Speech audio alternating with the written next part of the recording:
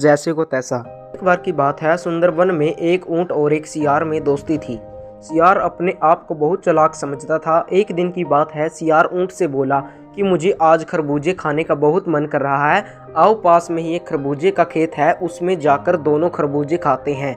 ऊंट सियार की बात मान गया और दोनों खरबूजे के खेत में जाकर खरबूजे खाने लगे।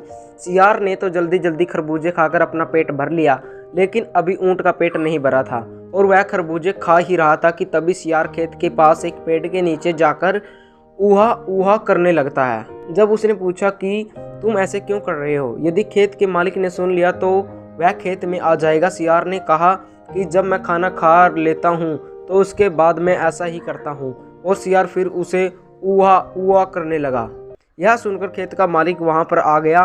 खेत के मालिक को देखकर सियार पहले ही भाग गया। खेत के मालिक ने उसके बाद ऊंट की डंडे से पिटाई करी, जिसके बाद ऊंट भी वहां से भाग गया। कुछ देर के बाद ऊंट जंगल में पहुंचा जहां पर सियार था। ऊंट को गुस्सा तो बहुत आ रहा था, लेकिन उसके सियार से कुछ नहीं बोला। कुछ दिनों के बाद ऊंट ने सियार से कहा कि आज मेरा नदी में नहाने का बहुत मन कर रहा है, चलो नदी में नहाने चलते हैं। इस पर सियार ने ऊंट से कहा कि लेकिन मुझे तो तैरना नहीं आता। ऊंट ने सियार से कहा कि तू मेरी पीठ पर बैठ जाना। इस बात पर सियार सहमत हो गया। इसके बाद दोनों नदी की ओर चल पड़े। नदी पर जाकर सियार ऊंट की पीठ पर बैठ गया। ऊंट नदी के बीच में जाकर डुबकी लगाने लगा। ऊंट को डुबकी लगाता हुआ देखकर सियार ने उससे कहा कि यह तुम क्या कर रहे हो, ऐसे तो मैं डूब जाऊंगा। तब ऊंट ने कहा कि जब भी मैं पानी को देखता हूँ तो मेरा पानी में डुबकी लगाने का मन करता है। ऊंट के बार बार डुबकी लगाने से सियार की जान पर बन गई और वह डूबते डूबते बचा। ऊंट के नदी से बाहर आने पर उसने राहत की सांस ली।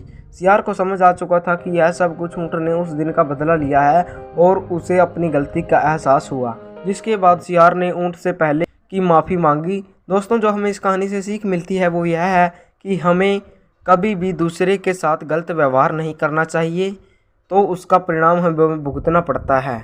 धन्यवाद दोस्तों। कैसी लगी दोस्तों आपको कहानी, कमेंट सेक्शन में जरूर बताएं। अगर चैनल पर नए तो चैनल को सब्सक्राइब करें, लाइक करें, शेयर करें। धन्यवाद दोस्तों।